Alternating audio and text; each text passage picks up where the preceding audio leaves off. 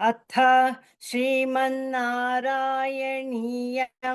चतुर्विंशतितमं दशकं प्रह्लादचरितवर्णनं हिरण्याक्षे पौत्रि प्रवर वपुषा देव भवता हते शोकक्रोधग्लपितधृतिरेतस्य सहजः हिरण्यप्रारम्भः कशिपुरमराराति सदसि प्रतिज्ञामातेने तव किल वदार्थं मधुरिपो विधातारं घोरं स खलु तपसि त्वानचिरतः पुरः साक्षात् कुर्वन् सुरनरमृगाद्यैरनिधनं वरल्लब्ध्वा दृप्तो जगदिह भवन्नायकमिदं परिक्षुन्दन्निन्द्रात् अहरत दिवं त्वामगणयन् निहन्तुं त्वां भूयस्तव पदमवाप्तस्य च रिपोः बहिर्दृष्टेरन्तर्दधितहृदये सूक्ष्मवपुषां नदन्नुच्चैस्तत्राप्यखिल भुवनान्ते च मृगयन् भिया यातं मत्वा स खलु जितकाशी निववृते ततोऽस्य प्रह्लादः समजनिसुतो गर्भवसतौ मुनेर्वीणापाणेरधिगत भवद्भक्तिमहिमां स वै जात्या दैत्य शिशुरपि समेत्य त्वयि रतिं गतस्त्वद्भक्तानां वरद परमोदाहरणतां सुरारीणां हास्यन् तव चरणदास्यन् निजसुते सदृष्ट्वा दुष्टात्मा गुरुभिरशिशिक्षश्चिरममुं गुरुप्रोक्तं च साविदमिदमभद्राय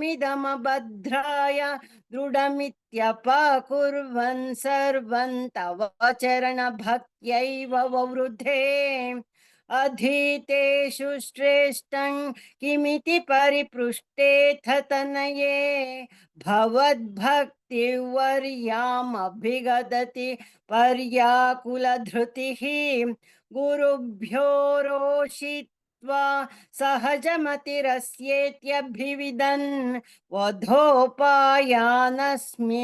व्यतनुत भवत्पादशरणे सशूलैराविद्धः सुबहुमथितो दिग्गजगणैः महासर्पैर्दष्टोऽप्यनशनगराहार विधुतः गिरीन्द्रावक्षिप्तोऽप्यहह परमात्मन्यै विभो त्वयि न्यस्तात्मत्वात् किमपि न निपीडामभजताम्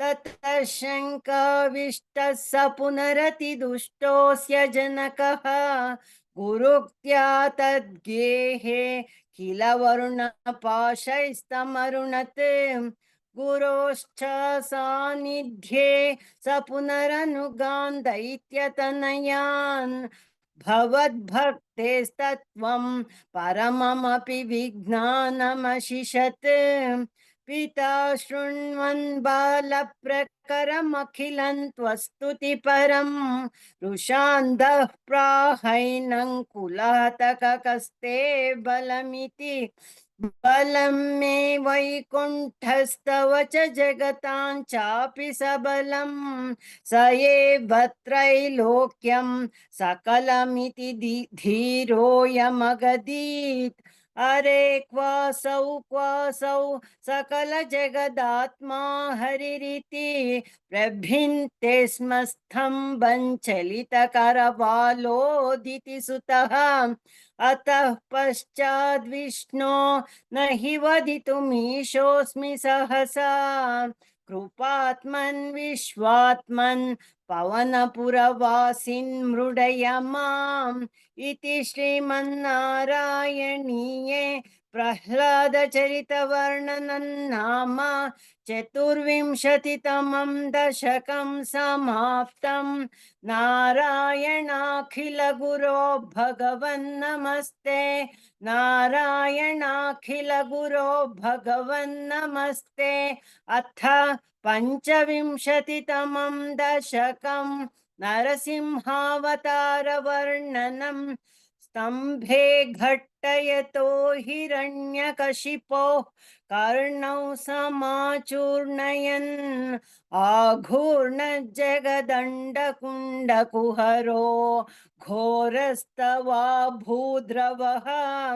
श्रुत्वायं किल दैत्यराजहृदये पूर्वं कदाप्यश्रुतं कंपः कश्चन सम्पपात चलितोऽप्यम्भोजभूर्विष्टरात्।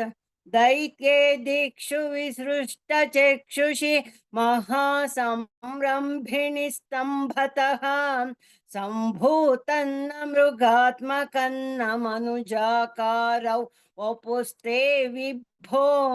किं भीषणमेतदद्भुतमिति व्युद्भ्रान्त चित्ते सुरे विस्फुर्जद्धवलोग्ररोम विकसद् वर्ष्मा समाजृम्भथाः। तप्तस्वर्णसवर्णघूर्णदतिरूक्षाक्षं सटाकेसरप्रोत्कम्पप्रनिकुम्भिताम्बरमहो जीयात्तवेदौ वपुः व्याप्तमहादरी सखमुखं खड्गोग्रवल्गन्महाजिह्वा निर्गम दृश्यमानसुमहादंष्ट्रायुगोड्डामरम्। उत्सर्पद्वलिभङ्गभीषणहनो ह्रस्वस्थवीयस्तरग्रीवं पीवरदोषतोद्गता नखक्रूरांशुधूरोल्बणं व्योमोल्लङ्घि घनाघनोपम घनप्रध्वाननिर्धावितस्पर्धालो प्रकरन्नमामि भवतस्तन्नारसिंहं वपुः। नूनौ विष्णुरयन्निहन्यम्युमिति भ्राम्यद्गदाभीषणं दैत्येन्द्रं समुपाद्रवन्तं मधृथा दोर्भ्यां पृतुभ्याममुं। वीरो निर्गलितोत्थ खड्गफलकौ गृह्णन् विचित्रश्रमान् व्यावृण्वन् पुनरापपात भुवनग्रासोद्यतन् त्वामहो। भ्राम्यन्तन्दिति जाधमं पुनरपि प्रोद्गृह्य दोर्भ्याञ्जवात् द्वारे थोरुयुगे निपात्य नखरान् व्युत्थाय वक्षो भुवि निर्भिन्दन्नदिगर्भनिर्भरगलद्रक्ताम्बु बद्धोत्सवं पायं पायमुदैरयो बहुजगत्संहारि सिंहारवान्। त्यक्त्वा तं हतमाशु रक्तलहरी सिक्तोन्न मद्वर्ष्मणि प्रत्युत्पत्य समस्तदैत्यपटलीं चाखाद्यमाने त्वयि भ्राम्यद्भूमिविकम्पिताम्बुधिकुलौ व्यालोलशैलोत्करं प्रोत्सर्पत्खचरञ्चराचरमहो दुःस्थामवस्थां ददौ। तावन्मांसवपाकरालवपुषं घोरान्त्रमालाधरं त्वां मध्ये सभमिद्दकोपमुषितं दुर्वार गुर्वारवम्। अभ्येतुन्न शशाक कोऽपि भुवने दूरे स्थिताभिरवः सर्वे शर्वविरिञ्च वासवमुखाः प्रत्येकमस्तोषताम्। भूयोऽप्यक्षतरोषधाम्नि भवति ब्रह्माज्ञया बालके प्रह्लादे पदयोर्नमत्यपभये कारुण्यभाराकुलः शान्तस्त्वङ्करमस्य मूर्ध्नि समधा स्तोत्रैरथोद्गायतः तस्य कामधियोऽपि ते निथवरल्लोकाय चानुग्रहम् एवन्नाटितरौद्रचेष्टितविभो श्रीतापनीयाभिदश्रुत्यन्तस्फुटगीत सर्व महिमन्नत्यन्तशुद्धाकृते तत्तादृङ्निखिलोत्तरं पुनरहो कस्त्वां परो लङ्घयेत् प्रह्लादप्रिय हे मरुत्पुरपते सर्वमयात् पाहि माम् इति श्रीमन्नारायणीये नरसिंहावतारवर्णनं नाम पञ्चविंशतितमं दशकं समाप्तम् नारायणाखिलगुरो भगवन्नमस्ते नारायणाखिलगुरो भगवन्नमस्ते।